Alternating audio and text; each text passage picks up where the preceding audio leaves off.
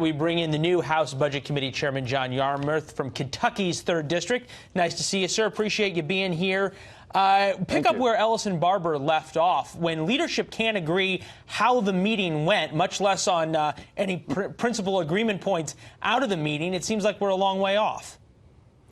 Well, it does sound like we're a long way off, and it's really sad because what had happened was, this, as most people know, the Senate a couple of weeks ago passed by unanimous vote the funding for a temporary period of time to get these negotiations done and not shut the government down. But those were all Republican bills that were passed. Congressman, isn't that they were all Republican bills. Isn't it a little disingenuous, though, because the idea of that somehow negotiations are going to happen and things are going to get done. There have been years to deal with this. Comprehensive immigration reform has been on the table since the mid-2000s, and Congress hasn't been able to agree on it. Really, a couple of week extension, if only the Republicans had passed things, suddenly there was going to be a deal? Come on.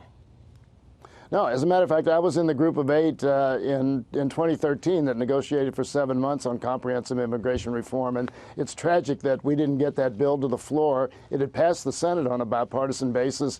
We would have resolved many of these issues right now, and there was very, very substantial border security provisions in both the Senate bill and the House bill that we developed.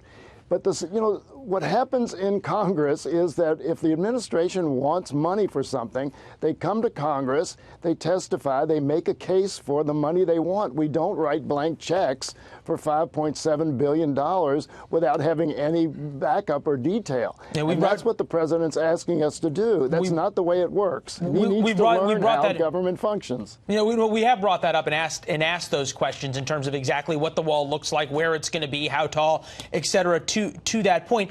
This brings up an interesting point, though. You say $5.6 billion for the wall. Democrats seem to agree that border security is worthwhile and something that is in need of funding.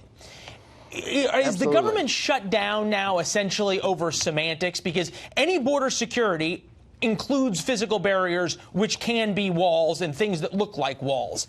Where is the disconnect here?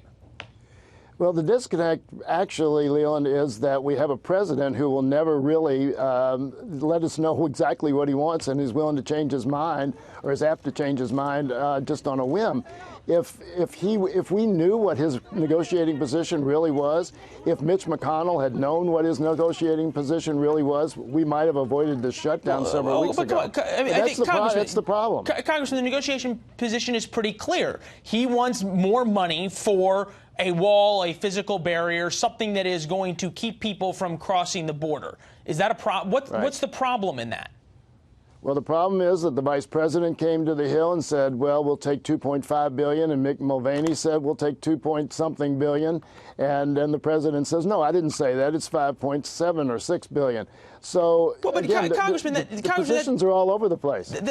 The positions of the White House may be a little bit all over the place, but Nancy Pelosi says not $1 for the wall and calls a wall immoral. So if you've got leadership saying something's immoral, how's that negotiating in good faith? Well, she's willing to negotiate. You don't negotiate in the media. You take your position. There is very little. But Congressman, it's your leadership who's negotiating in the media. It's Nancy Pelosi who said that the wall is immoral.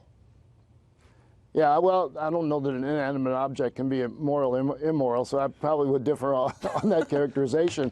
But I've been to the border. The grammar distinction is impressive. Okay. Yeah, right.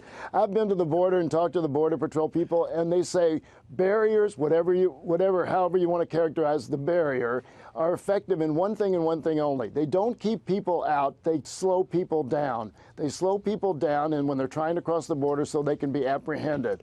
So the question is, where do you put it? We've got one representative in Congress, a Republican named Will Hurd, who represents 820 miles of the Texas border. He's against the wall. So again, he's against a wall. He's against a wall. He's against a wall from the Gulf to the Pacific. Whether or not he's against increased physical barriers in different places, I think he would tell you that he is. There's obviously the governance and policy side of this. There's the political side and the political argument of this. Republicans now making a new argument. Listen to Marsha Blackburn, the new senator from Tennessee. What you're seeing is that because we have this open border, you have every town a border town and every state a border state. And these gangs and drug traffickers, human traffickers, sex traffickers are coming to a community near you. I spent a good amount of time in the great state of Kentucky, more over in Lexington than in Louisville. But folks down there you talk to, they're concerned about this as well. Does she have a point that every state is now becoming a border state? Well, I wouldn't describe Kentucky as a border state, although we were in the Civil War. But no, I don't know what that doesn't make any sense to me. You know, we do know that there are certainly some bad people who try to come across our borders, but we don't have a crisis on the border. And you know, everybody really? who's looked at the we don't have a crisis on the Mexican border. No, illegal border crossings are at a very historic low level. Do we have an immigration crisis, Congressman?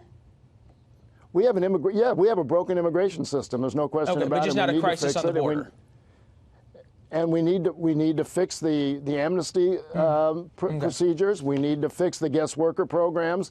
We need to fix the border security. We need to fix a lot of stuff. And unfortunately, again, we tried 5 years ago, couldn't get it done. Well, we need to try it again. Good point. Better luck this time, sir. We appreciate it. And when you get back to D.C., we'll check in with you. Good to see you, sir. Okay, Leon, good to see you.